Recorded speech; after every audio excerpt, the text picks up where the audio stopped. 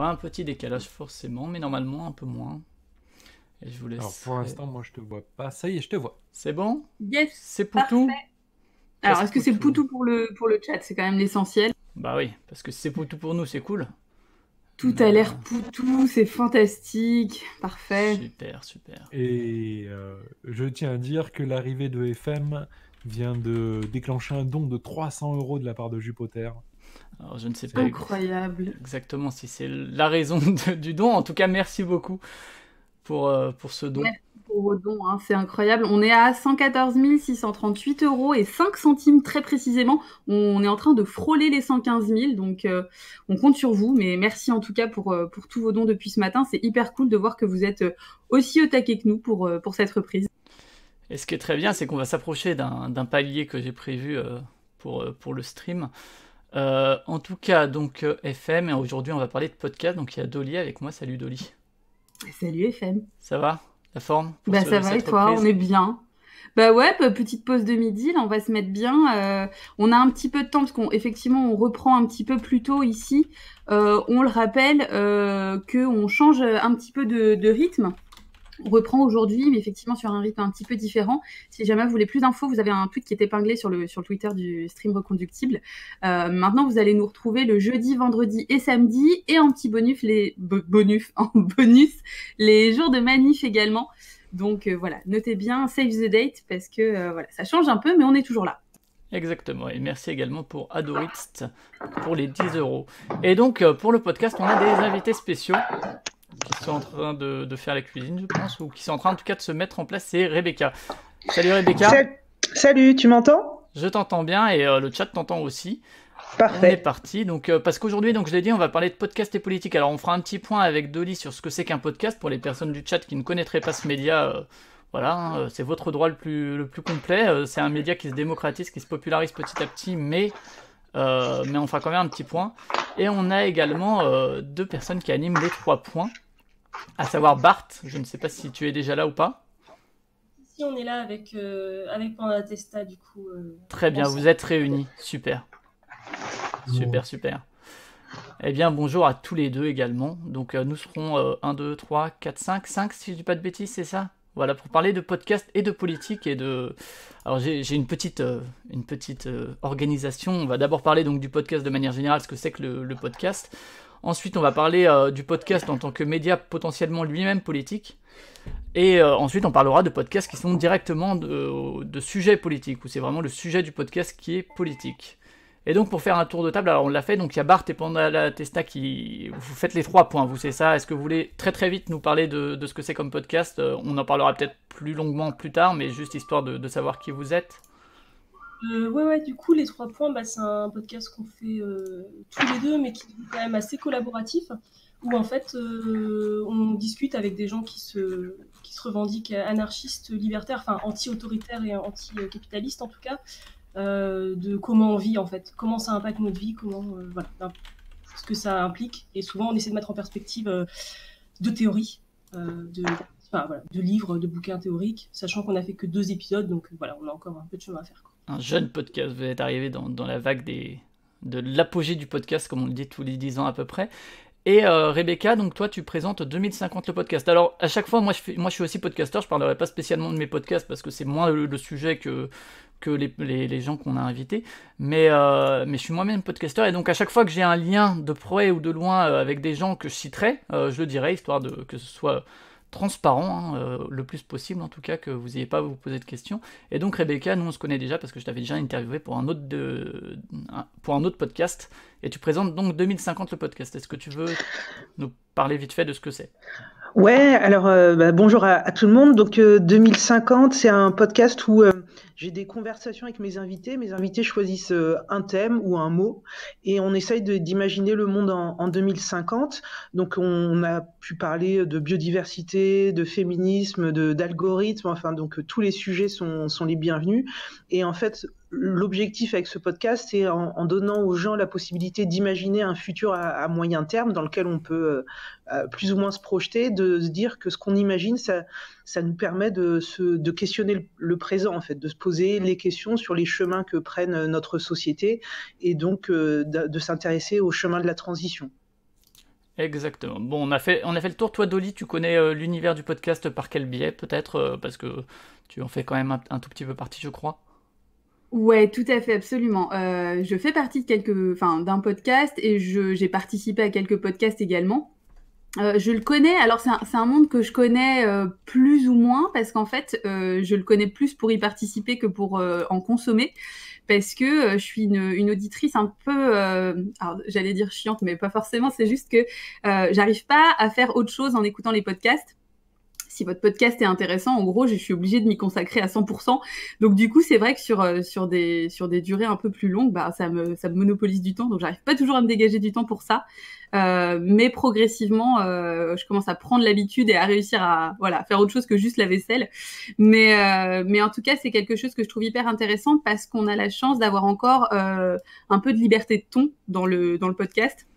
Chose qu'on retrouve un petit peu moins progressivement sur des plateformes comme YouTube, par exemple, choses comme ça.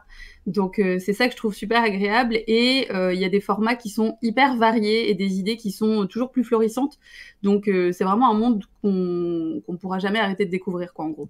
Tout à fait. Et donc peut-être que justement je vais éviter d'être trop technique parce qu'on tombe rapidement dès qu'on parle de quelque chose de niche dans des termes un peu précis qui parlent pas aux gens qui ne connaissent pas ce média en fait. Donc je vais peut-être te laisser justement présenter le média, ce que c'est qu'un podcast de manière générale, comment on peut en écouter pour les personnes qui ne connaîtraient pas sur le chat ou sur les VOD. Ouais, de façon super vulgarisée. En fait, en gros, c'est un petit peu comme si vous aviez votre propre radio, mais qui ne diffuse pas en live et que les gens peuvent réécouter à n'importe quel moment. C'est un petit peu finalement comme le système, je parlais de YouTube, mais comme le fait d'avoir une chaîne YouTube, mais uniquement en audio. Donc la seule contrainte dans l'absolu, c'est l'audio, hein, c'est qu'il n'y a pas d'image, de choses comme ça. Sinon, après, alors si FM t'en parlera peut-être mieux que moi, mais il y a aussi les contraintes de matos, hein, notamment d'avoir quand même un son qui va être clair et net, parce que comme il n'y a que ça, l'idée c'est quand même que les gens puissent avoir des conditions idéales. Mais sinon, voilà, il y a aussi une petite mise de départ, je dirais, parce qu'il y a quand même, ça peut être un peu payant. Enfin, là, je te passe la main sur l'aspect technique, mais sinon, ça demande pas grand-chose et donc c'est quand même, en gros, accessible à un peu tout le monde. D'ailleurs, pour tous les trois, que ce soit Bart, Panda, je peux t'appeler Panda ou pas? Ou tu veux que je dise vraiment Panda là? Ouais, ça marche. Si vous voulez intervenir, vous n'hésitez pas à prendre la parole, idem pour toi Rebecca. Effectivement, alors on en parlera peut-être justement dans le podcast comme potentiel outil politique en lui-même au-delà de son sujet. Mais alors la question du son, alors de plus en plus, le média se démocratisant et tout, on dit il faut un bon son. Moi je suis pas forcément partisan de merci Dom Dom pour les 20 euros. Je suis pas forcément ultra partisan de ce discours, et merci Signal pour les 15 euros également. Il me semble qu'il y a les alertes que ça marche, donc il me semble. Peut-être pas le son, je sais pas, j'ai l'impression que le son sort de mon PC, mais peu importe. Et en fait, faut pas hésiter à se lancer, même si vous maîtrisez pas forcément au niveau du son. Aujourd'hui, honnêtement, même le son du portable, du micro portable, alors ça se fera pas les meilleures productions sonores et tout, mais c'est à peu près correct, c'est dans l'ensemble, à mon sens en tout cas, audible. Enfin, moi je sais que je suis très partisan du contenu plus que de la forme, et en gros on apprend sur le tas aussi, quoi.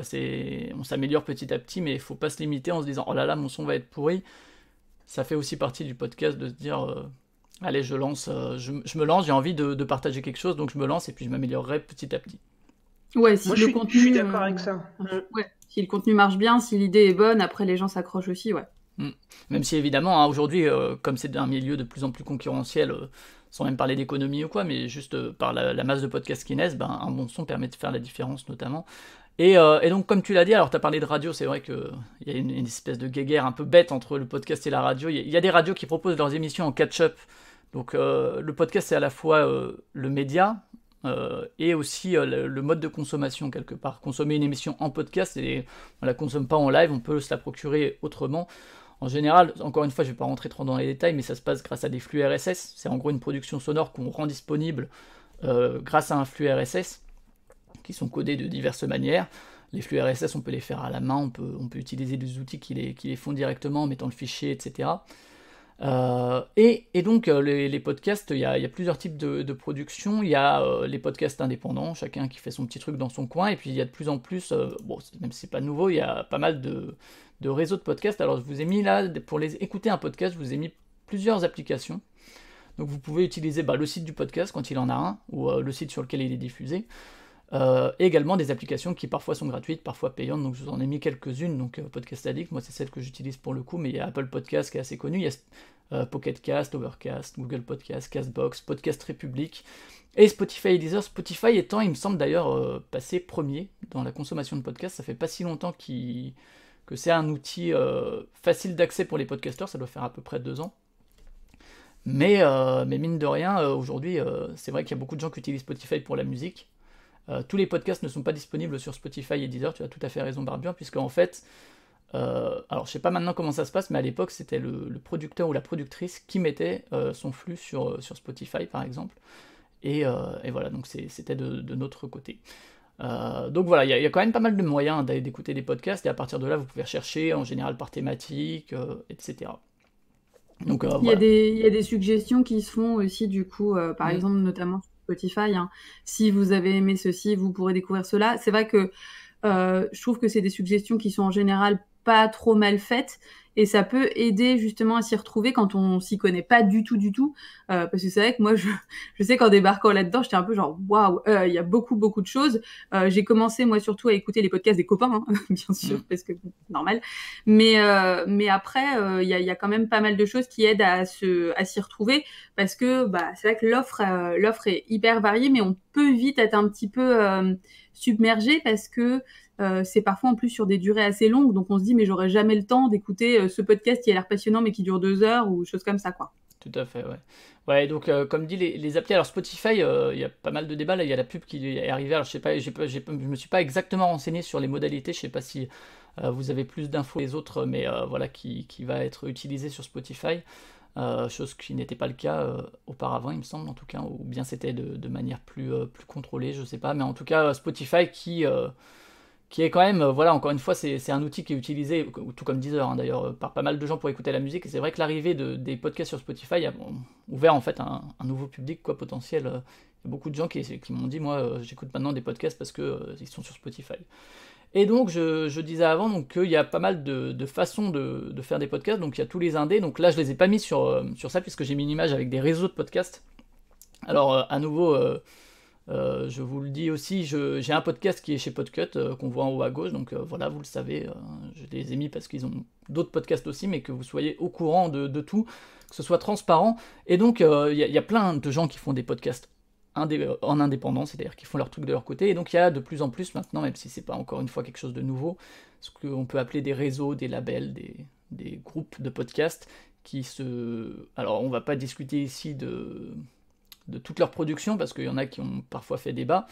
En tout cas, voilà, j'en ai mis quelques-uns. Il y a Podcut, Radio Kawa, qui est un grand ancien, qui s'appelait pas Radio Kawa au début. Il y a Binge Audio, qui a plein de trucs intéressants. Blueprint, Slate Podcast, donc ont plein de podcasts différents, des fois sur des saisons plutôt que sur un flux qui dure des années. Qualité, qui fait par exemple Trajectoire, qui fait aussi Commute sur les transports. Audioactif également, Fréquence Moderne que vous connaissez peut-être pour 2 heures de perdu ou Culture 2000, Nouvelles Écoutes pour par exemple Quad Meuf, La Poudre, etc. Et Geekzone par exemple, qui est un site qui fait aussi des podcasts qui ont par exemple Torréfaction ou encore Les Démons du Midi sur la musique de jeux vidéo. Je sais pas si vous avez une remarque à faire là-dessus sur ces réseaux qui grandissent, les autres, ou je sais que Rebecca, comme vous, les 3 points, vous êtes plutôt du côté indépendant de la force. Oui, carrément. Ouais. Ouais, absolument. Alors, je ne t'entends plus, Rebecca. Ah, tu m'entends là ou pas? Là, c'est bon, ouais. Ah, ok. Non, je disais juste qu'en fait, à partir du moment où le podcast, je pense, on le fait comme un projet qui n'a pas l'ambition d'être une source de revenus. C'est vrai que moi, je suis membre du réseau Podcastéo, mais c'est vrai que toutes les grosses boîtes, tout ça, ça paraît loin en tout cas pour moi, de mon ambition et de ma façon de faire. Mais c'est vrai qu'il y a beaucoup de choses et ouais, on trouve de tout, tous les formats. Donc, comme tu disais, Dolly, c'est vrai qu'on peut vite être submergé. Moi, c'est vrai que j'écoute pas non plus tant que ça de podcast parce que ouais, le temps se démultiplie pas, mais ouais, Il y a Clairement, côté en fait, indépendant. ça peut être frustrant un peu de se dire, ou alors après, voilà, de morceler et d'écouter par bout et tout, mais en même temps, c'est chouette. C'est un côté très, ça donne très envie parce qu'on se dit qu'on n'en arrivera pas à bout, mais ça peut être un peu frustrant aussi, quoi. Évidemment, ouais. Après, nous, on s'est jamais vraiment trop posé la question du média en lui-même. Enfin, on a utilisé le podcast parce que c'était, comme ça a été dit, c'était le plus accessible au final, en termes de compétences nécessaires, en termes de matos. Au début, on a bossé avec le micro qu'on avait, on a emprunté un Zoom à des gens pour faire des Donc entretiens. un Zoom, c'est un type de micro. Ouais. Voilà. Un micro plutôt, enfin, bonne qualité, quoi. Mais donc, c'était un copain qui fait de la répète, quoi, et des entretiens sociaux. Et du coup, voilà, le podcast, nous, on est un peu loin au final de tous ces questions de groupe de podcasts. Alors, on en écoute un petit peu, mais pas beaucoup non plus. Ouais, un peu comme d'Hollywood, on est un peu. Enfin, moi, je suis plutôt. Enfin, on a écouté quelques podcasts, hein, bien sûr, surtout. Enfin, je pense au coup sur la table ou. Chez Binge Audio, donc là, qu'on voit sur l'image. Ouais, ou un podcast à soi qui genre ont été. Enfin, un podcast à soi notamment qui a vachement porté un peu la structure de ce qu'on avait envie de faire, quoi. Mais c'est vrai qu'après, on s'est peu posé la question de la diffusion. On s'est dit, on met en ligne et puis il finira bien par avoir quelques personnes qui vont écouter. Mais voilà, je pense qu'il y a beaucoup de façons très différentes de faire des podcasts, enfin, comme tout média, hein, je veux dire, comme il y a beaucoup de façons différentes d'écrire un livre ou de publier ou plein d'autres choses. Mais voilà, nous, on n'est pas vraiment dans une... Enfin, ça rebondit avec sur ce que disait Rebecca aussi. Quand on n'est pas dans une problématique de monétisation, déjà, on gagne une liberté dans ce qu'on fait, je pense. Même si là, dans les réseaux, Et je pense que... la monétisation n'est pas forcément là chez tout le monde, et en tout cas de manière différente. On en parlera peut-être après, parce que honnêtement, on pourrait parler pendant 4 heures de la politique interne au podcast et des différents modes de monétisation, et ce que c'est qu'un podcast indépendant en fait. Est-ce que c'est juste qu'il s'autofinance dans ce cas-là, qui n'est pas soumis à des investisseurs extérieurs, ou bien est-ce que c'est aussi une question de ton Enfin, à mon avis, il y aurait longtemps à débattre sur ce que c'est qu'un podcast indépendant, mais... Oui, complètement, et puis je pense que tout le monde a une approche personnelle aussi. Enfin voilà, il y a beaucoup de choses qui se... Et d'ailleurs, tu as cité un podcast à soi que je recommande aussi, on en parlera tout à l'heure dans les podcasts politiques, mais j'ai pas mis Arte Radio sur cette image, alors que j'aurais tout à fait pu, hein, c'est un oubli de ma part, c'est pas une volonté particulière. Il y a certains autres réseaux que j'ai pas mis parce que ils ont pas d'image de réseau, donc je pense notamment au podcast de Camille Robotics, Super Ciné Battle et compagnie, qui sont pas très politiques, même s'ils ont fait un super président de la 5ème République Battle, mais en dehors de ça, voilà. Et donc on peut peut-être passer justement... Alors justement, j'ai parlé d'un donation goal, alors on va en parler tout de suite, justement maintenant qu'on a un peu précisé ce que c'était un podcast et comment vous pouviez l'écouter. Ce que moi j'ai proposé ce que je vous propose comme objectif de don, c'est que ça va être un truc sur le long terme, et ça va être, disons, un truc qui va se dérouler tous les 10 000 euros à partir, disons, des 115 000 euros. C'est que moi je suis un gros consommateur de podcasts également avant d'être un producteur, j'en consomme beaucoup, et il y a pas mal d'émissions du Recon du Stream où je me suis dit, ah tiens, ça pourrait tout à fait faire l'objet d'un podcast. On peut penser au tri des Pokémon de gauche à droite par Lola, on peut penser aussi aux discussions avec Game Impact sur les enjeux environnementaux du jeu vidéo, également sur l'histoire du clivage gauche-droite, il y a les libres antennes aussi, il y a Sur le Champ qui avait fait une analyse des évolutions du maintien de l'ordre. Tout ça, les podcasts, en fait, on s'en rend compte quand on regarde YouTube, c'est parfois, on se dit, mais à quoi finalement la vidéo sert quand il y a effectivement des ajouts à la vidéo, que l'image est importante, cool. Par contre, moi, il y a plein de vidéos YouTube que je regarde en fond et que je regarde jamais, parce que finalement, ce qui m'intéresse, c'est ce qui est dit. Et du coup, c'est vrai que c'est le cas aussi pour certaines discussions du Recon du Stream, par exemple celle-ci, je pense que, voilà, en plus là, pour le coup, il y a juste les petites images que j'ai mis, mais donc je me suis dit, pourquoi ne pas essayer de proposer certaines émissions du Recon du Stream en podcast. Donc on ne sait pas encore le nom, ni le logo, etc. Vous apprendrez que quand on fait un podcast, choisir le nom et le logo, c'est à peu près 90% du travail. C'est toujours des grandes discussions. Mais donc voilà, pourquoi pas, tous les 10 000 euros à partir des 115 000, proposer une des émissions qui serait pertinente, hein, si c'est juste, entre guillemets juste, hein, parce que je veux pas le dévaloriser, mais juste un let's play de jeu vidéo. Là pour le coup l'image est vachement importante et le proposer en podcast a peut-être moins d'intérêt, mais donc de proposer pour les personnes qui l'ont vécu et qui voudraient le revivre, ou pour les personnes qui ne l'ont pas vécu, en podcast, certaines émissions du Recon du Stream, du stream reconductible. Honnêtement, au niveau de la mise en place, c'est pas très complexe à faire, il suffit juste de récupérer les sons et de créer le flux, ça c'est des trucs qu'on verra en interne. Mais voilà, donc tous les 10 000 €, pas sur ce stream-là spécifiquement en 1 heure, hein, mais vous pouvez y aller quand même, mais tous les 10 On 000 sait €, jamais. à partir de 115 000, il y aura une promesse de un nouvel épisode du podcast du stream reconductible qui n'a donc pas encore de nom. Donc voilà pour ce qui est l'objectif de don. Sachant que ça a été pas mal demandé hein, dans le chat, vous étiez nombreux et nombreuses à nous demander s'il y aurait des rediffs, des VOD, des choses comme ça. Et pour le coup, je trouve que le format juste audio pour pas mal de live, ça s'applique complètement et ça serait presque mieux parce que parfois il y avait des propos qui étaient hyper intéressants et on était un peu distrait par l'image. Bon, encore une fois, je pense que c'est moi qui ai aussi un problème de concentration, hein, vous l'aurez compris. Mais je pense que du coup, ça peut vraiment être intéressant. Donc n'hésitez pas, c'est vraiment un donation goal qui est intéressant. Ouais, encore une fois, ce sera en parallèle des VOD qui sont consultables sur YouTube également, et qu'on a commencé à mettre en ligne pour ceux ou celles qui préfèrent la vidéo. Voilà, Donc on sera partout. Une fois qu'on a dit ça, on va pouvoir passer à la partie le podcast et la politique, mais pas des podcasts dont le sujet est la politique, mais le podcast comme outil potentiel politique. J'ai appelé cette partie le podcast voix potentielle du peuple. Voilà. Est-ce que, je sais pas, par exemple, Bart, tu veux commencer sur le fait que ça peut être un outil politique, le média en lui-même, quoi, au-delà même de son sujet? On en a déjà un peu parlé, hein, je pense, mais... Oui, bah en fait, je pense que c'est ce qu'on disait sur l'accessibilité. En fait, le podcast, c'est un média assez fluide. On peut enregistrer maintenant avec les smartphones du son assez facilement. Donc c'est vrai que bon, moi, j'ai envie de dire mes podcasts de prédilection en tant qu'auditrice, c'est ceux qui plongent un peu dans une atmosphère. Comme un podcast à soi, où il y a beaucoup de sons, il y a beaucoup d'ambiance, il y a de la musique, il y a des enregistrements qui viennent accompagner en fait les entretiens, les interviews et le discours de l'épisode quoi. Mais en fait, on peut aussi enregistrer des gens dans la rue, monter un truc un peu brut, un peu même en direct comme ce qu'on fait ici ou des choses comme ça. Et du coup, c'est vrai qu'aujourd'hui, le matériel mais même pour filmer au final avec les smartphones ou pour enregistrer, on l'a quasiment tous. Et je pense que le podcast, voilà, ça permet de parler et de toucher pas mal de monde assez facilement, quoi.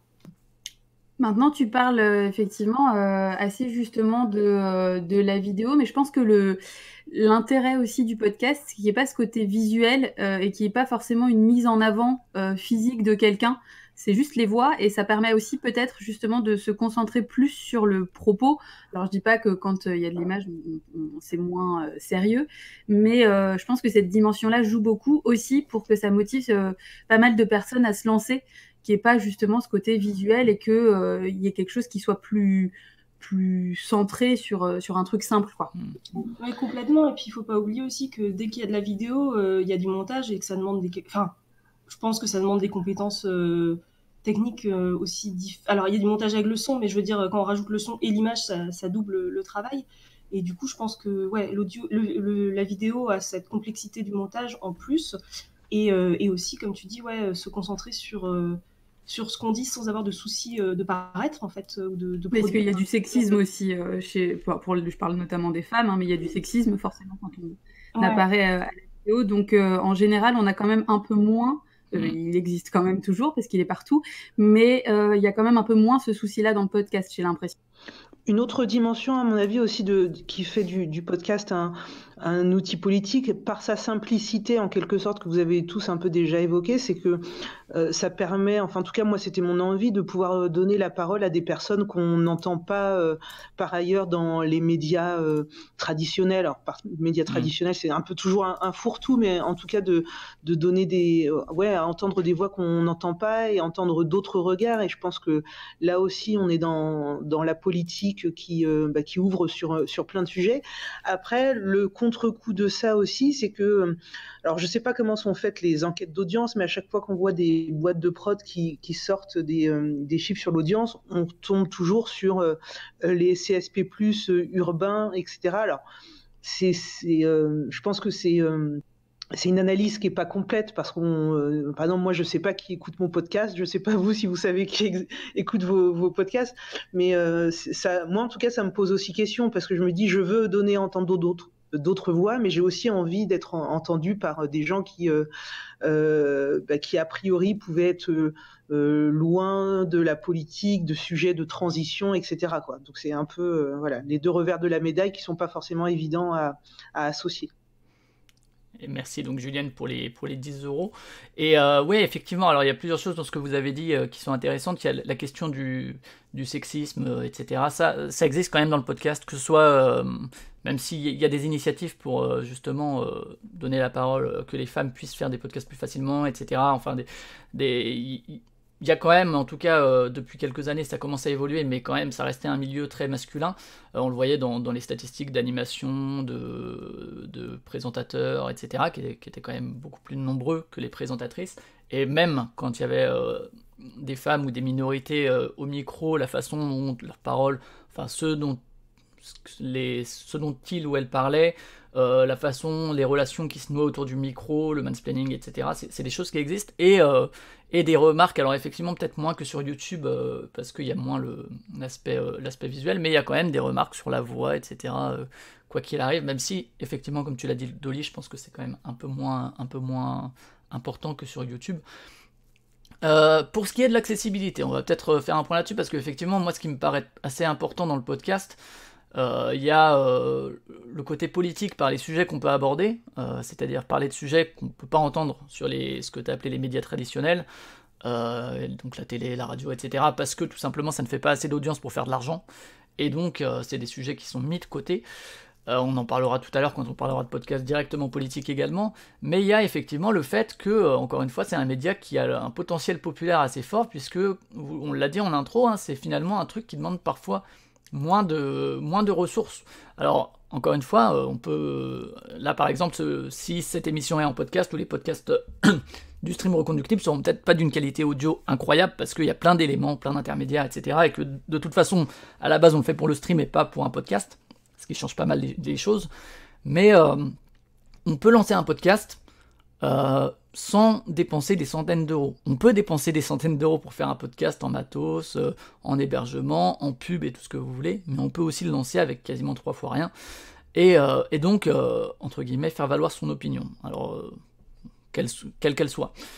Donc c'est un outil en fait qui permettrait à des gens qui n'ont pas la parole d'habitude, parce que tout simplement les réseaux traditionnels, donc la radio, la télé, etc., sont des lieux qui sont quand même là pour l'élite, en tout cas pas forcément dans la diffusion ou dans la réception, quoique, mais surtout dans l'accès à ce niveau-là, dans l'accès à la profession. Le podcast permet justement, un peu comme le blog à une époque, ou comme les skyblogs si vous en avez eu, de se faire entendre. C'est un moyen pour le peuple de se faire entendre. Et pour ça, je vous ai mis... alors, j'en ai pas mal discuté avec plusieurs personnes, et parfois ça reste un milieu qui est vu comme difficile. Alors, on l'a dit, le montage est moins compliqué, il existe, mais il est moins compliqué que pour la vidéo. Mais ça reste quand même un truc, des fois, même avec Audacity, qui est un logiciel utilisé souvent en début de... je sais pas ce que vous utilisez les uns et les autres, mais c'est vrai que c'est un logiciel souvent utilisé au début, parce que c'est un logiciel assez simple d'utilisation et qui fait le taf, honnêtement. Et pourtant... Mais qui est austère. Il est austère, mais... Il est pas fun, hein. Il est pas fun, Audacity, mais ouais, effectivement, ça fait le taf. Mais ouais, ça fait le taf, mais...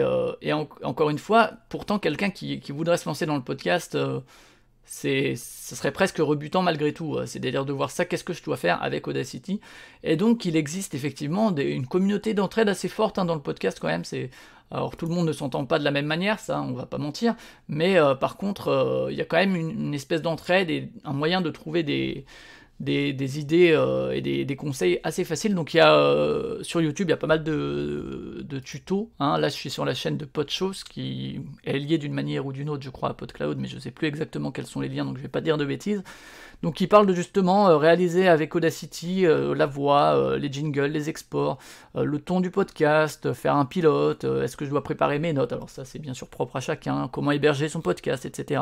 Donc il y a sur PodShow, vous trouvez plusieurs vidéos comme ça, même si voilà, elles sont pas forcément très récentes, donc pas forcément à jour sur tout.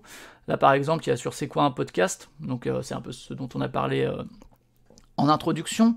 réaliser un podcast avec Audacity, la voix, donc là il y a déjà pas mal d'éléments également.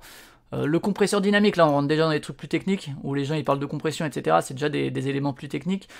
Et si vous utilisez Reaper, qui fait plus peur que Audacity en général, parce que quand on y arrive, il y a plein d'informations et on a l'impression de l'utiliser à 10%. Il y a aussi des musiciens qui l'utilisent, etc. Et honnêtement, pour le montage du podcast, c'est presque... Enfin, moi je sais que je l'utilise et que j'ai parfois l'impression de l'utiliser à 0,00% de ce qu'il peut offrir. Et ça fait peur quand on arrive, qu'on voit tous ces effets spéciaux et tout, et qu'on peut utiliser, mais c'est vrai que pour le coup c'est assez pratique. Et donc il y a Geekzone, dont je parlais tout à l'heure, et notamment Fastkill, qui fait du podcast depuis un bon bout de temps, qui a proposé des tutos sur Reaper, donc sur montage dynamique, compression. Là il fait un montage donc des démons du midi dont j'ai parlé tout à l'heure. Voilà, là ça fait peur par exemple, je pense, pour des gens qui sont pas familiers du logiciel, ça peut être un peu effrayant. Mais donc c'est des tutos qui sont trouvables sur YouTube, et encore une fois, c'est toi Rebecca, je crois, qui a cité Podcastéo tout à l'heure, qui n'est pas un réseau de podcasts à proprement parler, qui est une association et en tout cas un groupe d'entraide où on peut donner des conseils aux débutants, etc. Donc il y en a d'autres, hein, et de manière globale sur Twitter également, il y a pas mal d'entraide possible quand on découvre ça. Je sais pas d'ailleurs si peut-être Bart ou Panda, est-ce que c'était difficile de commencer le podcast? Est-ce que vous avez eu besoin d'aide? Est-ce que vous en avez trouvé? Est-ce que vous avez l'impression que c'était un milieu fermé? Alors, du coup, nous, on utilise Audacity, essentiellement. Après, il y a pas mal d'algos et de petits plugins qui peuvent se greffer sur Audacity, qui permettent de décupler un peu ce qu'on peut faire sur Audacity, alors qu'on peut déjà faire pas mal de choses quand même. Après, nous, on n'y connaissait pas grand-chose. On a... de toute façon, le premier épisode n'est pas de super bonne qualité. On a essayé d'un peu d'épurer, de virer du bruit, des choses comme ça, quoi, faire le minimum. Après, j'ai un copain, donc Oizu, qui a fait essentiellement, donc qui compose et qui nous a fait les petits jingles et génériques en l'ambiance sonore, quoi, du podcast, qui du coup est un peu plus au fait de ces choses-là, de la technique au niveau du son, donc il m'a filé quelques conseils. J'ai pas tout compris non plus, j'ai essayé de chercher des petits tutos, mais voilà, c'est un peu la débrouille, on va dire la bonne tradition libertaire, on fait ça un peu à l'arrache, quoi. Mm-hmm. Et toi Rebecca, quand tu as commencé, tu as cherché de l'aide ici et là ou... Bon, non, en fait, moi j'avais fait de la radio dans une radio que je connaissais un peu quelques outils, et puis je suis partie sur Audacity, que je continue à utiliser aujourd'hui pour une partie, en fait la première partie, plus le dérochage, le nettoyage des fichiers. Mais en fait non, j'ai pas trop cherché de tuto, et puis en plus la technique, enfin c'est vraiment un truc qui m'intéresse pas du tout, c'est pas du tout ma cam, donc j'avoue que je suis vraiment pas une référence en termes de qualité de son, etc., parce que justement voilà, c'est pas ma priorité. Donc et puis alors maintenant je me fais aussi un peu aider par un monteur sur certains épisodes, mais voilà, j'ai démarré un peu en croyant à mon idée, en me disant les gens vont venir écouter parce que le sujet sera intéressant, même si le fond n'est pas au top. Même si la forme, je trouve ça cool. Enfin, il faut aussi, parce que là, ça me fait un peu écho à la discussion qu'on avait eue avec JB et avec Célite sur la question de la légitimité dans la musique. Mais je pense que la question de la légitimité se pose aussi dans le podcast. C'est que parfois, c'est un petit peu dur de se lancer en se disant, bon, est-ce que mon idée va suffire et tout.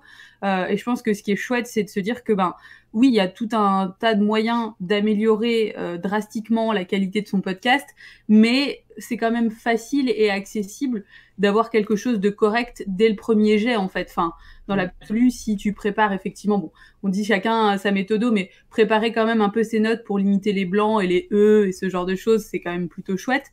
Mais sinon, au final, ça reste quand même assez accessible.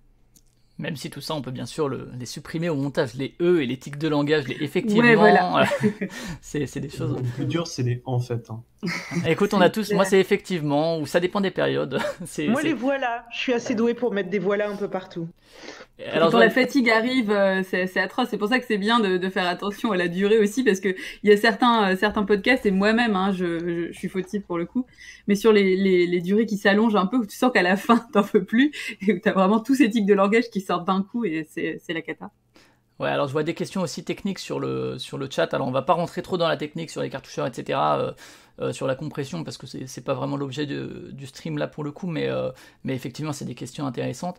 Et du coup, donc il y a effectivement le fait que déjà c'est un média, encore une fois, qui a un potentiel populaire, enfin qui est potentiellement accessible, donc qui permet en fait à tout le monde qui n'a pas la parole d'habitude de pouvoir la prendre, ce qui est pour moi quelque chose d'essentiel au podcast. Après, il y a effectivement toutes les questions de mise en ligne et tout, même si encore une fois aujourd'hui, il y a pas mal de solutions, soit de le faire à la main, mais là pour le coup ça demande de rentrer un peu dans des fichiers de code et tout, c'est pas inaccessible du tout, mais aujourd'hui il y a des choses plus simples qui parfois sont payantes, parfois non. Il y a aussi, donc, on l'a dit, la liberté du sujet, hein, et du ton également, que justement, on l'a dit, alors ça peut être sur des podcasts de 5 minutes, mais ça peut aussi être des podcasts de 5 heures, 6 heures, voire plus. Des marathons de podcasts, ça existe aussi de 10, 15 heures. C'est à la fois une liberté au niveau du temps, et au niveau du ton, et au niveau du sujet abordé. Je sais pas si, Panda, tu veux... Justement, est-ce que le podcast que vous faites, les 3 points, vous auriez pu le faire sur, je sais pas, France Inter, ou sur que sais-je, Énergie? Ouh là là, je pense pas du tout. Nous, c'est vrai qu'on est vraiment parti. Enfin, plus, on est quand même parti sur un format. Enfin, en fait, on prend un thème, on discute avec des gens qu'on sait qui ont déjà un peu réfléchi ou qui vivent ces trucs-là. Donc, le travail pour le premier épisode, le féminisme plutôt pour le féminisme et la fiction pour le deuxième. Et du coup, en fait, la structure vraiment de l'épisode, elle est réalisée après, en fait. En fonction de ce que la discussion a donné, même si on a déjà le thème, un peu les auteurs qu'on veut solliciter, etc. En général, ça c'est un peu... Mais c'est vrai qu'on est sur quelque chose d'assez... C'est pas une narration linéaire dans votre podcast, quoi. Ouais, voilà, on est C'est au vraiment montage que se construit l'épisode, quoi. Ouais, complètement. Et du coup, on veut vraiment garder... Enfin, je pense que c'est quelque... Enfin, on espère qu'il va durer encore, encore longtemps, mais je pense qu'il va beaucoup évoluer parce que les épisodes, déjà le 1 et le 2 se ressemblent pas tant que ça, et je pense que le 3e ressemblera pas non plus, parce qu'en fait, ça dépend des rencontres. On est vraiment dans une logique de rencontre, en fait, de ce qu'apportent là où les personnes avec qui on discute. Et comme je disais aussi, le rapport à la monétisation, donc qui pour nous n'est pas du tout une question. On veut pas monétiser, enfin pas de Tipeee, pas de trucs comme ça, c'est pas du tout notre souci ou même notre envie. Ça de manière totalement bénévole, c'est ça? Oui, voilà, bénévole, libre, pas de contraintes en fait, du tout, pas de, voilà, on ne doit qu'à nous-mêmes entre guillemets. Et du coup, c'est garder cette liberté en fait de création, de faire des contenus, de faire un épisode de 20 minutes ou de 45 minutes ou de 2 heures, peu importe, en fonction du contexte. D'accord, ouais, mais c'est vrai que, enfin, je parlais du sujet pour le coup, c'est vrai que, notamment le sujet comme le féminisme, ou comme justement la toxicité de la masculinité, ou comment est-ce qu'on se construit en tant qu'homme aussi dans les couilles sur la table, et comment est-ce que ça te met entre guillemets, ça te formate à tel type de masculinité, tout ça, c'est des sujets qu'on voit petit à petit apparaître dans les médias traditionnels, mais de manière très très marginale, alors que justement le podcast, avec cette liberté, permet de parler de tout sujet qu'on aime ou non, enfin, ça peut être de la niche culturelle, ça peut être de la niche sociétale, peu importe en fait, parce qu'on a la possibilité de le faire, quoi. Ouais, après je pense que de toute façon, dès qu'on rentre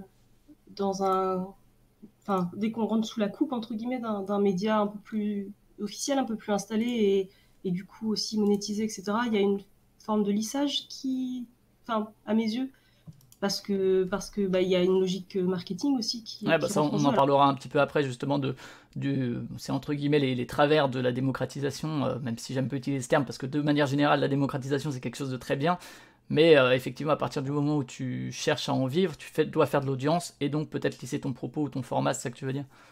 Oui, même si en fait les couilles sur la table reste quand même un podcast qui est chouette et impertinent et intellectuellement vraiment costaud, quoi. Enfin, je veux dire, c'est les invités, le propos, etc. est vraiment, vraiment chouette, quoi. Mais disons que je pense que les médias s'intéressent aux sujets qui font vendre d'une manière ou d'une autre, ou qui en tout cas, enfin, on va le voir dans tous les médias. Genre dernièrement, il y a eu toute une vague sur les sorcières, il y a eu plein de livres sur les sorcières. Voilà, en ce moment, la masculinité ou des questions de féminisme, ça revient un peu plus, quoi. On peut se permettre d'en parler dans les médias mainstream sans que ce soit, ce qui est bien, parce qu'effectivement, il y a une accessibilité au plus grand public, ça dédramatise un peu le côté féministe. Voilà, ça permet de populariser des thématiques comme ça qui étaient réservées à une niche à l'origine, justement, comme tu pouvais dire. Mais il faut avant tout que derrière, il y ait la possibilité de créer un peu de marketing. Et puis d'ailleurs, Victoire, elle en parle d'ailleurs. Elle, ça faisait très longtemps qu'elle voulait faire cette émission-là et elle l'a d'abord proposée à la télé, etc. Et ça prenait pas. Et c'est vraiment dans le podcast qu'elle a trouvé un espace où aujourd'hui, je sais pas comment ça sera dans 5 ans, mais Donc Victoire qui anime les couilles sur la table. Les couilles sur la table, ouais. Voilà, que le podcast crée cet espace où on peut avoir une expression politique avec une vraie bibliographie, des vrais invités et le temps de parler sur le fond et pas les chroniques. C'est pas une chronique féministe qui passe dans une émission à 10 minutes juste avant une pub. Voilà quoi. Donc je pense que cette liberté-là, elle existe encore. Les couilles sur la table en est un bel exemple, mais c'est sûr que plus il y aura des enjeux de monétisation autour du podcast pour de plus en plus de podcasteurs, plus ça contraindra, à mon avis, l'espace d'expression libre et les contenus différents qu'on y trouve aujourd'hui.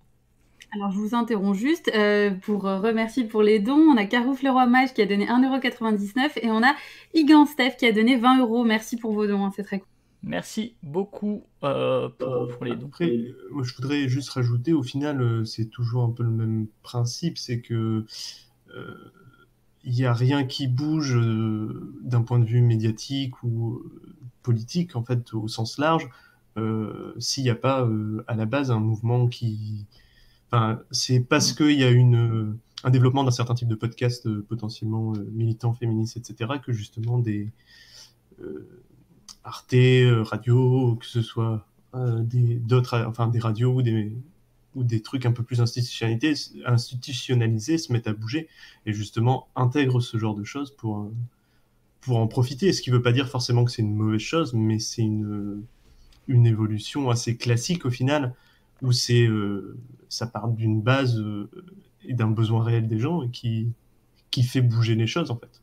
C'est ce que ça rejoint un peu le commentaire qui a été mis sur le chat, que effectivement c'est du fait que les podcasts fonctionnent sur ce sujet, du coup donc la moque, merci pour le rappel du pseudo, que le fait qu'on en parle et que ça fonctionne, ça incite les médias traditionnels qui ont un autre type d'audience à parler de ces sujets, parfois pas forcément de manière aussi profonde ou aussi pertinente que les podcasts qui eux ont le temps de s'étendre et d'approfondir le sujet, mais au moins d'éveiller à cette conscience-là avec les contraintes d'audience, etc., qu'ils ont parce qu'il faut en vivre. Peut-être que justement on peut envoyer là-dessus sur le côté politique du podcast. Alors c'est des débats qu'il y a depuis quand même quelques temps maintenant, depuis au moins 4-5 ans, depuis qu'il y a une professionnalisation du milieu qui participe à cette démocratisation parce qu'ils ont un réseau potentiellement plus large et plus mainstream, donc ils peuvent toucher d'autres personnes que le podcast il y a 10 ans ne touchait pas. Mais c'est vrai que ça questionne effectivement le lissage des propos qui peuvent y être tenus, ou en tout cas la façon dont ils sont tenus. Je pense par exemple, je sais que moi j'ai tendance à tutoyer très facilement, et quand j'entends un podcast qui est entre guillemets aussi un endroit de camaraderie, etc., où on se vous voit alors qu'on se connaît, moi je sais que ça me fait des relents de médias traditionnels, des trucs qui m'excluent un peu en fait de la conversation. Et finalement, c'est exclure ton auditeur ou ton auditrice aussi, quelque part. Enfin, en tout cas, moi, je le ressens comme ça. Je sais qu'il y a des débats là-dessus et que je suis tout à fait prêt à entendre que, justement, le vouvoiement est plutôt là pour inclure la personne. Enfin, je sais pas si vous avez un avis là-dessus, justement, sur ce formatage, entre guillemets, du média podcast qui pourrait arriver. Non ? Je sais pas... Formatage, dans quel sens justement? Dans le sens un peu de... Dans le sens où, comme on l'a dit, le fait qu'il y ait une monétisation, qu'il y ait de l'argent qui rentre en jeu, en fait, et d'ailleurs on peut dire pareil de Twitch sur lequel on est là, ou de YouTube, c'est rigolo parce que c'est des médias entre guillemets qui se veulent alternatifs au début et qui permettent une certaine liberté, mais qui sont vite rattrapés par la pub et par voilà, hein, aujourd'hui pour gagner de l'argent sur le podcast. Alors il y a Tipeee, il y a Patreon qui pour moi ça c'est entre guillemets dans une logique producteur au consommateur, ce qui est une évolution de l'économie de la société qui moi me convient plutôt, c'est-à-dire qu'on se passe entre guillemets d'intermédiaire, même si on peut se poser la question de l'indépendance du ton à ce niveau-là. Puisque on doit enfin, à quel point est-ce qu'on est dépendant de ces dons-là, c'est ce que tu disais tout à l'heure, il me semble, Bart, sur le fait de même pas vouloir un Tipeee parce que tu voulais une totale indépendance du ton et de rien devoir à personne, c'est un peu ça. Oui, enfin, il y a ça, et puis il y a aussi qu'on estime que, enfin, pour le coup, nous, on fait ça pour nous, enfin, on le fait pas pour le monétiser, et je pense qu'on a enfin, après, c'est notre posture aussi politique, hein, personnelle, on est anard, on est libertaire, on n'a pas, enfin, de base, on est profondément anticapitaliste, donc capitaliser cet espace d'expression, alors je sais qu'il y a des gens qui n'ont pas le choix. Des fois, il faut le faire parce qu'il faut bien vivre, bien gagner des sous, nous, on peut se permettre de pas le faire. Donc le but, c'est vraiment voilà, de garder cet espace-là, un espace libre pour nous, où on peut parler de choses qui nous font vraiment vibrer, qui nous parlent vraiment sans se prendre la tête, justement, sur des questions de monétisation.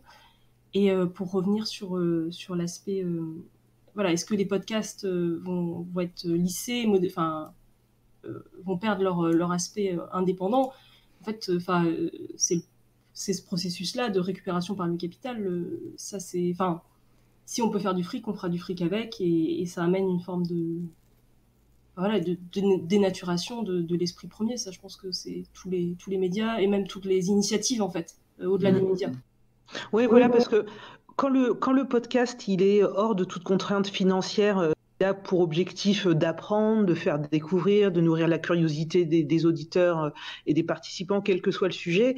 Et c'est vrai que dès qu'il y a une logique de monétisation, à un moment, il y a un acteur qui vient pour vendre quelque chose.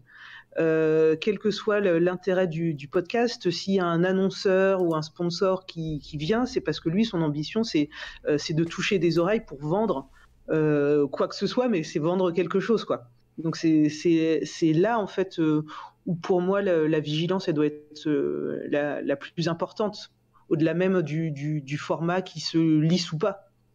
Et je pense que finalement, la liberté, elle vient alors non seulement du fait de pas tellement se soucier de monétiser son contenu, mais aussi de pas avoir les yeux rivés en permanence sur l'audience, parce que ça, c'est quelque chose qui, bien souvent, rend les gens un peu tarés, je trouve. C'est-à-dire que, en fait, le problème, c'est que tout va être fait pour maximiser l'audience, etc., sans forcément question de revenus, hein, mais juste que ça touche un plus grand nombre. Et je pense que quand on s'affranchit de ça et qu'on se dit que, par exemple, s'il y a déjà, je sais pas moi, 5 personnes qui l'écoutent, et que ça peut informer de ce côté-là, et que de toute façon, qu'il y ait plus, ça change pas grand-chose, ben, au final, ça permet vraiment d'être un peu à l'abri de tout ça, parce que quand bien même le podcast serait récupéré financièrement à un moment, tant qu'on ne se soucie pas de la monétisation et tant qu'on n'est pas dans un esprit de faire grandir son public et son audience, au final, on est aussi un petit peu à l'abri de ça, j'imagine. Ouais, et puis il y a aussi l'aspect, pour revenir là-dessus, il y a de plus en plus d'inquiétudes et en même temps de statistiques plus précises en fait sur la catégorie d'âge qui t'écoute, sur est-ce que c'est un homme, une femme ou quelqu'un d'autre, est-ce que, enfin c'est plutôt à la campagne, c'est plutôt à Paris, c'est plutôt ici, etc. Et en fait la multiplication de ces informations, ça permet aussi aux annonceurs de plus en plus en fait baisser. Alors moi j'ai du mal aussi avec la notion de pub et tout. Je comprends que certains ou certaines doivent en vivre et quelque part que quand tu fais appel à un chroniqueur ou une chroniqueuse, tu puisses la rémunérer pour son travail. C'est cool, ça on va pas dire le contraire. Après, le fait que ça dépende de la pub justement ou d'investisseurs, on a vu Magellan il y a quelques mois qui ont eu je sais plus combien de millions d'investisseurs externes et qui proposent à côté de ça une formule premium quand même que payent leurs utilisateurs ou utilisatrices. À un moment, enfin... Je comprends que tu dois en vivre, seulement à quel point est-ce que tu dois faire intervenir des gens externes, à quel point est-ce que tu vas réduire entre guillemets ce qu'ils vont te donner parce qu'ils vont avoir de plus en plus d'informations, parce que tu vas vouloir avoir de plus en plus d'informations toi sur ton audience. Moi, un peu comme ce que tu disais tout à l'heure, Rebecca, qui m'écoute, je m'en fous un peu, et si personne ne m'écoute, je le ferai quand même, parce que c'est juste la possibilité de s'exprimer, moi, qui m'intéresse. Et là, ça dépend vraiment de tout podcasteur ou podcasteuse, l'objectif de faire du podcast derrière, mais effectivement, il y a toute cette question de la monétisation et de l'introduction du capitalisme au sens plus traditionnel du terme, c'est-à-dire des trucs qui ont déjà en fait tué la télé, qui ont déjà ou finalement un créneau de pub, c'est les logiques qui pour moi parasitent un peu ce média-là, et Twitch et YouTube en font partie, c'est-à-dire que c'est des médias qui étaient là pour s'affranchir entre guillemets de ces médias traditionnels et pour proposer une alternative, et qui dans leur financement tombent dans les mêmes travers quelque part, j'ai l'impression. Sur la question... Oh, vas-y. Ok, merci. Mais je sais pas si l'idée, par exemple, d'un Twitch, c'était vraiment de s'affranchir de ces démarches-là, ou plutôt d'exploiter des nouveaux espaces, et justement de faire du fric dans ces nouveaux espaces qui se développaient. Après, ce qui me paraît, en termes de formalisation, ça me paraît en fait quelque chose de clairement envisageable, parce que l'un des intérêts, ou plutôt une des volontés du capitalisme et de la financiarisation, et du fait de vouloir justement faire des sous avec des trucs, c'est qu'il faut que ce soit prévisible. Et pour que ce soit prévisible, il faut trouver la formule qui fonctionne, il faut trouver une structure de podcast, un type de podcast, un ton, des thèmes qui correspondent à la cible marketing qu'on vise, et à partir de là, il faut que tout soit un peu sur le même moule dans ces cibles-là, quoi. Il faut que le produit qui est utilisé pour générer de la valeur économique, il faut qu'il soit quantifiable, il faut qu'il soit assimilable, il faut qu'il soit comparable l'un à l'autre, il faut que ce soit un peu le même tout le temps, parce que sinon c'est pas prévisible ce qui va se donner. Donc il faut trouver la formule, et en fait je pense que c'est ce qu'on voit beaucoup avec même les youtubeurs déjà un peu, c'est ce qu'on voit avec la télé depuis longtemps, où tout est un peu similaire, sur le même ton, etc., quoi. Pour compléter sur la question de l'audience, ça c'est vrai que c'est un piège dans lequel on peut vite tomber. Moi, au tout début, quand j'ai lancé mon podcast, je me disais c'est génial, il va y avoir plein de gens qui vont se dire tiens, ouais, le futur on le veut comme ça, donc il faut qu'on change le monde aujourd'hui, tout ça. Et je me disais ouais, plus j'aurai d'auditeurs, plus ça aura un impact et tout. Et donc au début, je regardais tout le temps le nombre d'écoutes et tout, et en fait j'ai assez rapidement abandonné ça, parce que finalement le plus intéressant c'est pas la quantité, mais c'est plutôt moi les quelques échanges que j'ai, les retours que j'ai avec des auditeurs avec qui je vais pouvoir avoir des petites conversations sur les réseaux sociaux qui vont s'amorcer, et qui apportent en fait toute la richesse et le retour par rapport à ce qu'on fait, en étant podcasteur indépendant qui n'a pas d'ambition ni financière ni de transformer sa vie professionnelle avec le podcast, quoi. Donc ça, je trouve que c'est plus ça qui est intéressant que l'audience, c'est la communauté ou les contacts qu'on arrive à avoir avec les auditeurs. Je sais pas si vous c'est pareil du côté des 3 points.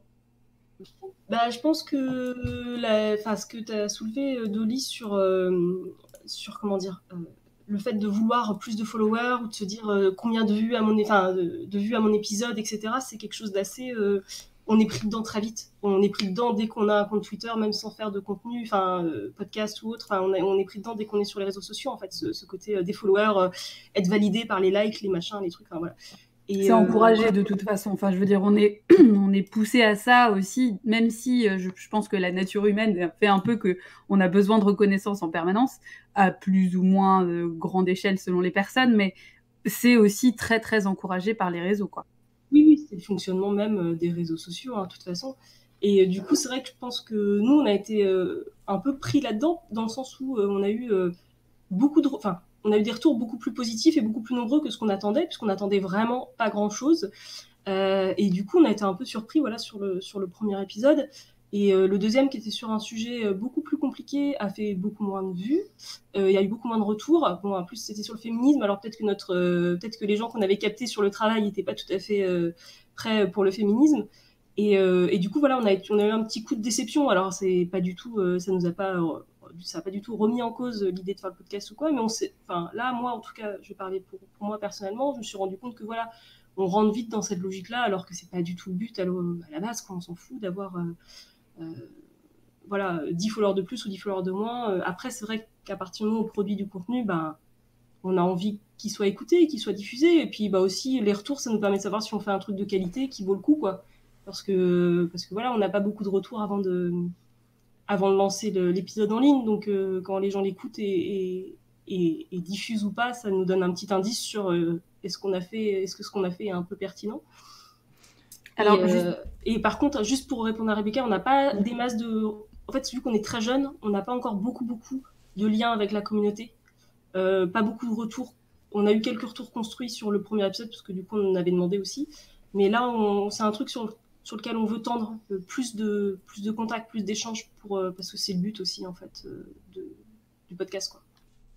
Parce que justement, de ce côté-là, en fait, la question que moi j'avais à vous poser là-dessus, c'est que à travers vos podcasts, est-ce que pour vous l'intérêt, alors l'expression est peut-être négative, mais ce serait de prêcher des convertis, ou en tout cas de vous adresser à des gens qui ont les mêmes idées, ou est-ce que vous avez aussi un petit peu l'ambition, au fond, d'aller capter l'attention de gens qui sont pas forcément du tout convaincus, qui n'ont pas du tout les mêmes idées ou les mêmes positionnements? Qu'est-ce que c'est votre ambition de départ, en fait, là-dessus? Est-ce que vous visez La République En Marche en tant qu'auditeur ou auditrice, par exemple? Exactement ce que vous êtes là. Mon ambition, de départ, c'est vraiment des oreilles vierges, des questions de transition, de changement de modèle de société. Mais à l'usage, là, le podcast, il fête en ce moment ses 3 ans déjà, ouais. Je me rends compte, j'ai quand même, c'est resté un podcast très confidentiel, hein, donc j'ai pas forcément non plus j'ai pas créé une communauté, mais je pense que j'ai raté cet objectif de toucher vraiment du grand public. Et je pense que globalement, les gens qui m'écoutent sont des gens qui sont déjà sensibilisés et qui sont intéressés par mon approche qui n'est pas thématique, mais qui est sur une approche globale qui peut, du jour au lendemain, de parler de cuisine et ensuite, l'épisode d'après, parler du panafricanisme, quoi. Donc l'ambition de départ, c'était vraiment de toucher des oreilles nouvelles à ces sujets. On va doucement approcher du bout. Je te laisse répondre juste peut-être Bart ou Panda, si vous voulez, sur cette question de toucher des gens qui partagent nos idées et qui finalement on va pas forcément apprendre grand-chose, ou en tout cas différemment, ou bien s'il y a le but de toucher des gens d'autres bords politiques, ou bien qui s'intéressent pas à la politique, ou qui le voient pas comme ça.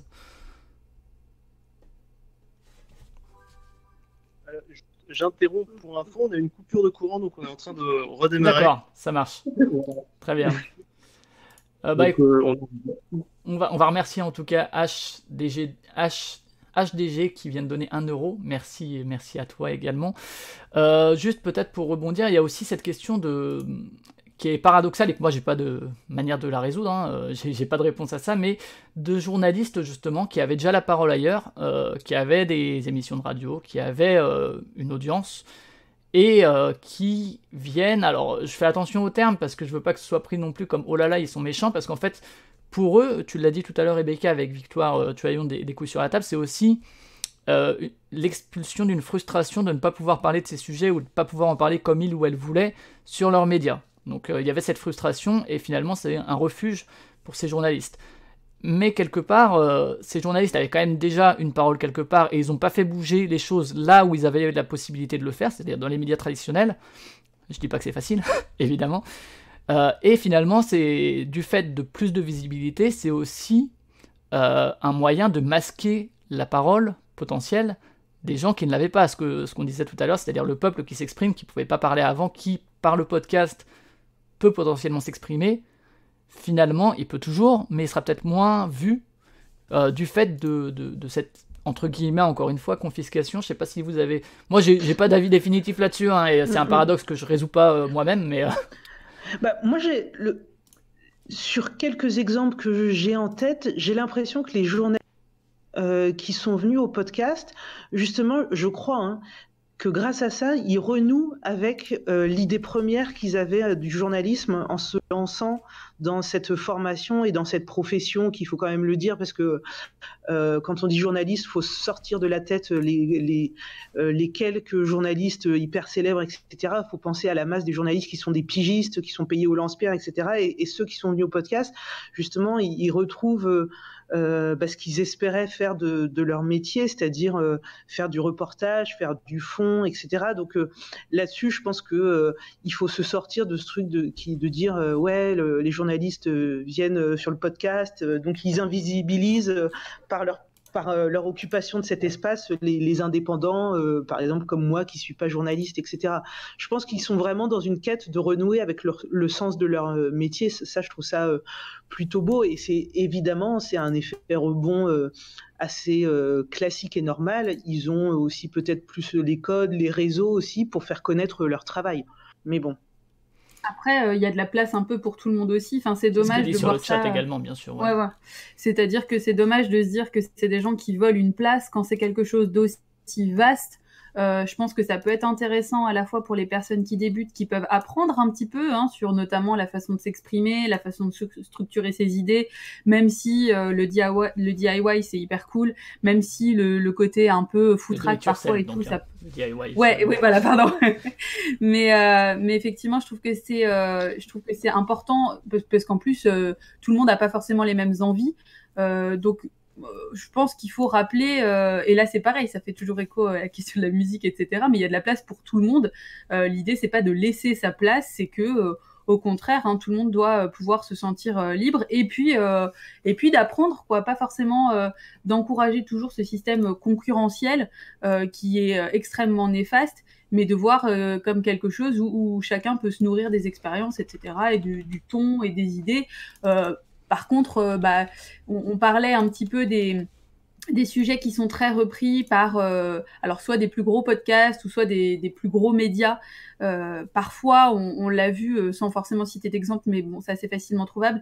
Il y a quand même clairement des gros médias qui reprennent notamment des propos et des recherches de fond qui sont faites par des podcasts plus indépendants, sans forcément citer leurs sources, etc. Donc bon, tant que c'est fait respectueusement et tant que chacun cite ses sources et tant que tout le monde respecte tout le monde, encore une fois, il n'y a pas de souci. Mais voilà, pour la question de la place, je trouve que c'est important de rappeler que c'est tellement vaste que c'est vraiment absurde en fait de voir ça comme une querelle, alors qu'au fond, chacun fait ce qu'il veut. Merci. Axel Adrouche pour le don de 20 €. Je t'interromps, mais vas-y, reprends, Rebecca. Ouais, ce que tu dis, c'est hyper intéressant parce que c'est peut-être aussi ce qui fait que le podcast peut être un espace politique, c'est de faire valoir une certaine éthique. C'est un peu ce dont tu parlais d'Hollywood, et je pense que c'est important de le rappeler, cette éthique qui soit pas concurrentielle, qui soit de nourrir la curiosité, d'apprendre, de découvrir. Ça peut être, si ça reste au cœur de l'ambition d'un podcast, quelle que soit sa durée, son format, s'il est fait par des professionnels ou pas, je pense qu'on est gagnant, les auditeurs sont gagnants. Et également, un truc important, c'est que, je me fais un peu l'avocat du diable, et puis encore une fois, moi j'ai pas d'avis définitif là-dessus, c'est des questions qui me traversent l'esprit depuis maintenant quelques temps, mais également il y a aussi le fait que ces personnes qui ont plus d'audience plus facilement touchent des nouvelles personnes qui peut-être vont s'intéresser aux médias podcast et peut-être donc découvrir des indépendants, etc. dans un cercle vertueux. Et donc cette invisibilisation dont je parlais, cette confiscation est plus nuancée que ça, bien sûr, et peut avoir un effet positif par la suite sur l'ensemble du média. Même sur les sujets, enfin encore une fois, même sur les sujets, parfois c'est des sujets qui sont survolés. On parlait notamment, Bart parlait totalement tout à l'heure du sujet de la sorcière. C'est une figure qui a été traitée et, bon, à mon sens, un peu vidée aussi, mais bon, voilà. Mais si ça a pu permettre à certaines personnes de commencer à mettre le doigt là-dessus et avoir envie de creuser et du coup découvrir des podcasts plus confidentiels, plus indépendants, et même des créatrices et des autrices, etc., sur ces sujets-là, tant mieux, dans l'absolu. L'idée, c'est pas non plus de se dire gna gna gna. Bon, c'est chouette aussi parfois de voir le côté positif et de se dire ça a pu aussi avoir finalement des retombées plutôt bonnes. Ouais. Et pour aller dans ton sens d'Hollywood, c'est vrai que tout à l'heure on se posait la question de qui on voulait tout. toucher des gens un peu vierges des questions de prospective, de transition et tout. Mais voilà, on peut pas enlever que les médias traditionnels, c'est eux qui ont ce savoir-faire de toucher le grand public. Après, est-ce qu'ils le font bien ou mal, ça pourrait être un autre sujet. Mais c'est vrai que toutes les graines qui sont semées dans ces médias-là ou sur ce type de format-là, qui permettent aux gens de se questionner et ensuite d'aller chercher ailleurs des choses plus creusées, proposées par d'autres voix, avec d'autres regards, là aussi, la société y gagne, de toute façon. Oui, et puis ça fait moins peur en fait, parce que c'est vrai que les trucs très pointus, pour les néophytes total, c'est vrai que c'est pas forcément évident. Donc voilà, il y a quand même un côté positif, mais encore une fois, il faut rappeler que c'est important que ce soit fait respectueusement et que quand des propos et des recherches, enfin quand on fait référence à des propos et des recherches faits par quelqu'un d'autre ou quelqu'une d'autre, et dans ces cas-là, faut le dire directement, quoi. On va approcher du bout, je vous propose qu'on fasse un petit point sur des podcasts parce que finalement la politique on peut l'aborder dans à peu près n'importe quel podcast, dans des podcasts de musique, dans des podcasts de ciné ou quoi, on peut parler politique. On fait un petit tour vite fait de quelques podcasts dont le sujet est frontalement politique, peut-être pour terminer, et dont le but premier est de parler de politique, de société, et dont vous faites partie, c'est pour ça aussi que je vous ai proposé de passer. Du coup, voilà, je fais une petite liste et on n'a plus beaucoup de temps, donc si vous voulez dire quelque chose dessus, vous me coupez la parole et puis je vous laisse en dire un mot. Donc il y a Quoi de Meuf chez Nouvelles Écoutes, avec Clémentine Gallo, qui est là tout le temps et qui est accompagnée par plein de femmes diverses et variées selon les sujets. Qu'on fait notamment un épisode là sur les femmes grévistes début décembre, sur la littérature érotique féministe, sur voilà, il y a en fait des épisodes courts qui parlent voilà le retour de la série L World, etc. et des épisodes plus longs. Ils ont fait un Faut-il séparer l'artiste de l'œuvre qui est plutôt bien mené, je trouve, comme épisode, parce que c'est une question très difficile aussi, et je trouve que je sais pas si vous avez envie d'en parler un instant les uns ou les autres, mais j'ai écouté celui sur Faut-il séparer, vraiment ouais. intéressant. Donc ça a été autour de J'accuse de Polanski, autour de Voilà. la sortie de J'accuse de Polanski. Ensuite, j'ai pris donc La Poudre, qui là est en pause en l'occurrence, mais non, il y a eu un épisode qui est sorti aujourd'hui, c'était ça, le 9 janvier, avec Isolde, qui est un podcast d'interview en français et en anglais, qui est sans doute un des plus connus. Voilà, avec Lorraine Bastide aux commandes, toujours chez Nouvelles Écoutes. C'est sans doute... On rappelle qu'il y a des petits bisbis un peu en ce moment, des choses qui peuvent être un peu discutables, mais ça fait partie des références, ouais. Exactement, ouais, tout à fait, tu fais bien de le rappeler. Les couilles sur la table qu'on a cité avec Victoire Tuaillon aux commandes, qui là aussi a quelques épisodes en anglais, voilà, avec des interviews de Virginie Despentes, avec des FAQ, et puis plein de sujets divers et variés, les vrais hommes ne violent pas, etc. Parler comme un homme, bien choisir sa capote, pénétrer, bref, plein de choses très très intéressantes. Ça, c'est Des couilles sur la table chez Binge Audio, qui là aussi fait figure de référence, et quand même assez médiatisé quand on parle du podcast, je pense. Qui est un podcast très bien écouté en jouant à Car Mechanic Simulator. C'est généralement... Les pro-tips sont balancés. Mansplaining qui est cité sur le chat également, effectivement je ne l'ai pas retenu dans la liste que j'ai là, mais effectivement Mansplaining qui fait partie aussi un peu de ça. La République inaltérable j'ai noté, c'est Alexis Poulain qui fait ça depuis quelques temps, qui a fait Gone Année, voilà, qui a fait Grève ou trêve, la vie du Père Noël, qui parle de toi Rebecca dans l'épisode du 14 décembre. Voilà, donc pas mal d'épisodes assez intéressants. Pour le coup, moi là, c'est un épisode que j'ai jamais écouté, enfin un podcast que j'ai jamais écouté, Un an avec les Gilets jaunes, mais qui m'a l'air assez intéressant dans son approche de la politique dans le podcast. Je sais pas si Rebecca, du coup, tu l'as écouté, ouais. Ouais, moi j'écoute beaucoup ce podcast, j'aime bien. Je trouve que c'est important d'avoir des contrepoints. En fait, alors vu que je vis plus en France, en plus je suis moins touchée, pas moins sensible, mais en tout cas je vois moins l'info qui se passe en France, et donc voilà, entre lire un ou deux journaux et La République inaltérable, c'est pas mal pour suivre l'actu. D'accord, je sais pas si vous connaissez, vous, de votre côté, Bart et Panda. Non, du coup, je l'ai découvert en discutant avec toi. Du coup, va falloir qu'on écoute. Mais j'ai du mal à écouter beaucoup de podcasts parce que, comme disait Dollywood, à part en faisant la vaisselle, j'ai un peu de mal à trouver le temps. Je suis obligée d'être concentrée aussi dessus. Dans la rue aussi, en marchant et tout, mais c'est vrai que là, je rappelle l'occasion, parce que c'est un petit peu le moment ou jamais, c'est la grève, et c'est très bien, mais du coup, ça veut dire que les transports marchent bof, ça veut dire que vous allez peut-être être amené à plus marcher, du coup, c'est le moment ou jamais de vous mettre au podcast. Exactement. Si cet après-midi vous êtes tout seul ou toute seule et que vous avez besoin de compagnie dans vos oreilles, écoutez des podcasts politiques, ça paraît une recommandation potentielle. On continue chez Binge Audio également, Programme B, qui est un podcast d'actualité. Si je dis pas de bêtises, là pareil, j'ai pas eu le temps encore de l'écouter, mais qui est qui a beaucoup d'épisodes, 250 à peu près.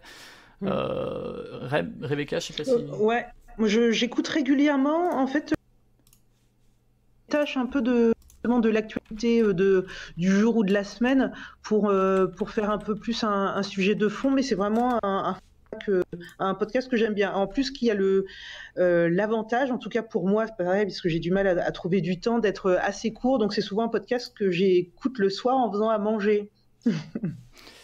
Alors, on va avancer parce qu'il nous reste plus beaucoup de temps. L'Olympiade femelle qui parle de sport au féminin. Sur la transidentité, etc. Enfin, ils avaient fait toute une série aussi sur, à défaut de twerker, sur la Coupe du Monde Coupe du monde de foot, voilà. Disons féminine quand même si il y a un débat, est-ce qu'on doit dire féminine ou non, je ne sais pas, mais ça se discute. Parce que c'est une Coupe du Monde de foot tout simplement. Donc voilà, pas mal de choses intéressantes. L'Olympiade femelle, qui est présentée par Adèle. Il y avait un documentaire également sur Colombie, le combat des Berracas, de Rebecca Gill, qui est en quelques épisodes, donc 3 épisodes sur le féminisme, le travail et l'avortement. Donc le combat des Berracas, ça date d'il y a quelques temps maintenant, de 2018 et 2019. Donc voilà, mais c'est des trucs qui sont un peu intemporels. J'ai mis 2050. Alors du coup, Rebecca, très rapidement, est-ce que tu veux nous dire un peu comment ça fonctionne? Pareil, des sujets variés, on l'a dit, pour parler de 2050, mais aussi pour parler de 2020. Ouais, des sujets très... Après, par exemple, je peux vous recommander des épisodes, moi, qui m'ont vraiment marqué. Un sur je l'évoquais là, sur le panafricanisme, avec un historien spécialiste de l'Afrique, et qui a écrit un super bouquin qui s'appelle Africa Unite, donc qui parle à la fois des colonisations, des décolonisations, et quel chemin peut prendre l'Afrique pour s'émanciper des tutelles économiques et politiques occidentales. Un sujet sur la science-fiction, comment la science-fiction peut nous aider aussi à mieux penser, à mieux questionner le présent, avec Yannick Rumpala. Oui, sur l'Afrique, c'était Hamzat Yabari Boukara, l'invité. Donc voilà, c'était très varié. Et puis, je me suis bien amusée là en fin d'année à faire, parce que j'étais à la COP25 où j'ai pu parler avec des indigènes de Colombie, etc., pour parler des enjeux du climat et de comment les entreprises et les intérêts politiques européens détruisent tout le temps, au quotidien, et aussi notre consommation, évidemment, détruit leur environnement et leur mode de vie. Voilà. Yes, donc ça c'est 2050 le podcast. Les 3 points qui viennent juste après, ça tombe bien. Donc avec 2 épisodes pour l'instant, un sur le salariat et le temps libre et un sur le féminisme et la fiction. Tu veux en dire un mot peut-être, Bart? Ouais, du coup, on a fait un premier épisode sur vraiment sur le travail et sur comment ça ne nous laisse plus de temps en fait, et comment ça nous épuise et ça nous fatigue, et un deuxième là qui était un peu plus ardu, un peu plus complexe à monter, sur le féminisme et la fiction comme modalité d'émancipation féministe.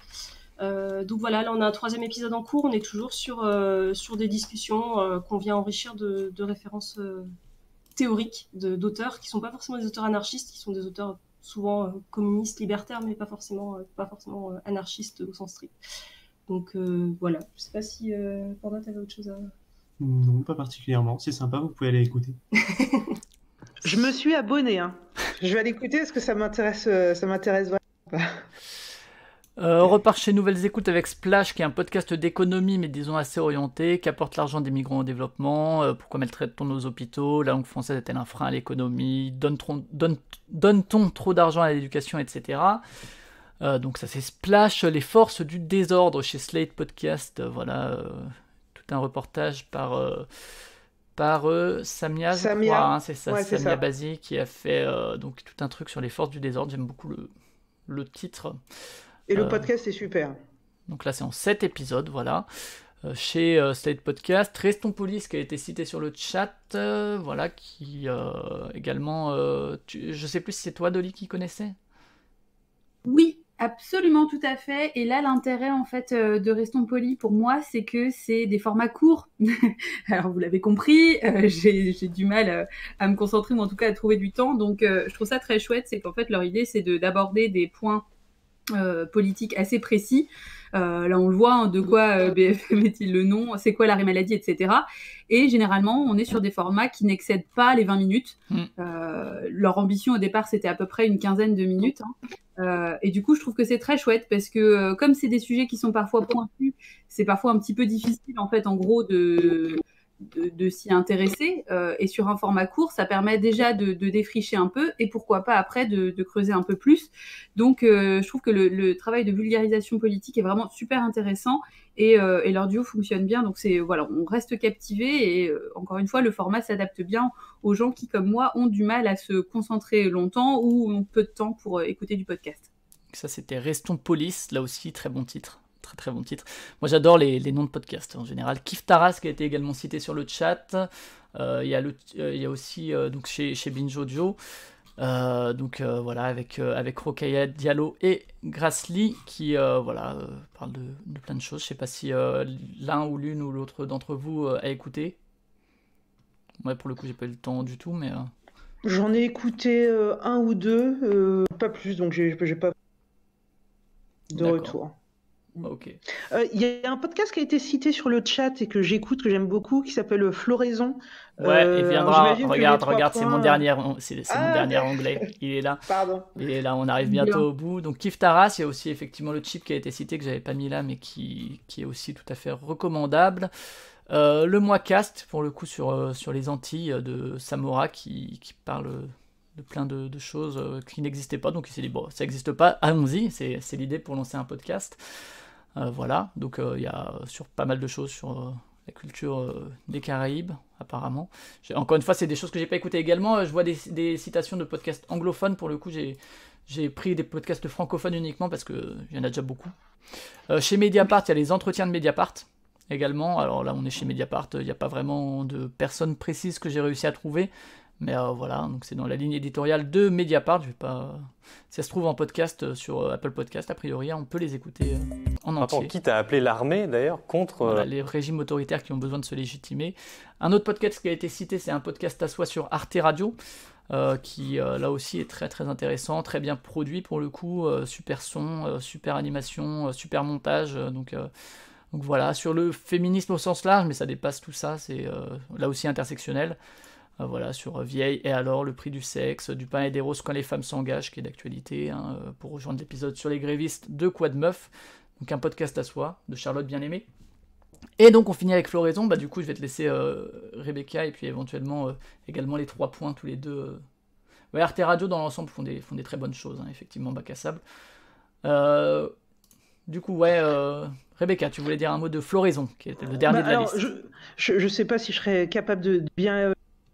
En tout cas, il est présenté par les stagiaires, c'est comme ça qu'il se présente, et qui propose en fait des analyses à partir de bouquins qui sont lus et qui nous présentent les sujets qui sont abordés. Il y a aussi des entretiens ou des lives de conférences qu'ils organisent, parce que oui, apparemment, ils organisent aussi des cycles de conférences qui sont captés en son. Qu'est-ce que j'ai Il y a eu tout un sujet aussi que j'ai beaucoup aimé sur l'Assemblée des assemblées, sur les Gilets jaunes. Bref, ils sont... alors j'imagine que les 3 points, vous devez les connaître. Ils sont aussi dans ces mouvances anarchistes, etc. Et je trouve que ça fait vraiment ouvrir les yeux sur des nouvelles façons de se poser plein de questions sur nos modes de vie, plein d'enjeux. Donc c'est vraiment un podcast que j'aime beaucoup. J'en ai très mal parlé. Vous allez faire mieux que moi les 3 points. Allez-y. Non, je pense pas qu'on a grand-chose à rajouter. Ils sont hyper productifs. Il y a beaucoup d'épisodes. Des très belles images d'épisodes, je trouve. Absolument, absolument. Parce qu'ils ont une chouette équipe. Ils sont liés avec des gens qui font d'autres choses sur l'anarchisme, comme l'école du Chat Noir, je crois. Donc voilà, je pense que ces gens qui ont beaucoup de ressources et qui ont une pensée politique bien Bien comment affirmé. dire, réfléchi, etc. Voilà. Et après, il y a des invités qui sont hyper intéressants. Il y a Bachel, l'auteur de Adieu Capitalisme, par exemple, qui, moi, m'a beaucoup marqué dernièrement. Enfin, voilà.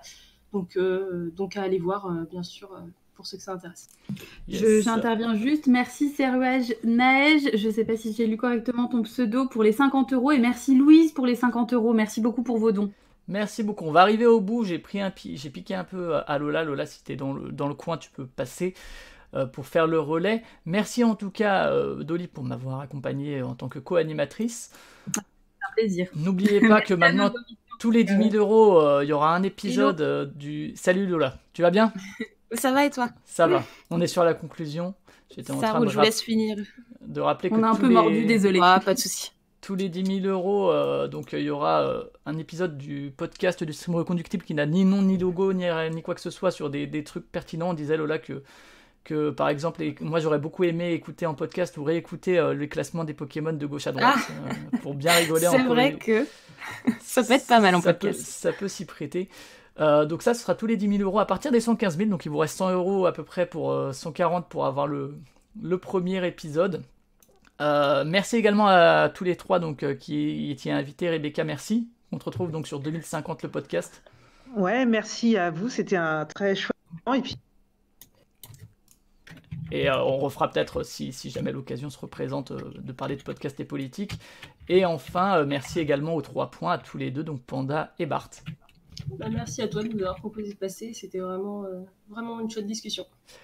Donc voilà, merci encore. Et puis donc Lola, je te fais le petit décompte. Toi, tu vas faire quoi? Tu vas faire du Mario Party, c'est ça? C'est ça, je vais faire un Mario Party privilège édition pour voir si on peut gagner à Mario Party en partant avec moins d'étoiles que les autres. Voilà, est-ce que le mérite suffit? Vrai débat. C'est beau. Vrai débat. Ça va être encore merveilleux. Je te laisse là-dessus. Je te fais le petit décompte 3-2. Ça marche, on fait ça. Allez, 3 étoiles, 2 étoiles, 1 étoile. Ciao.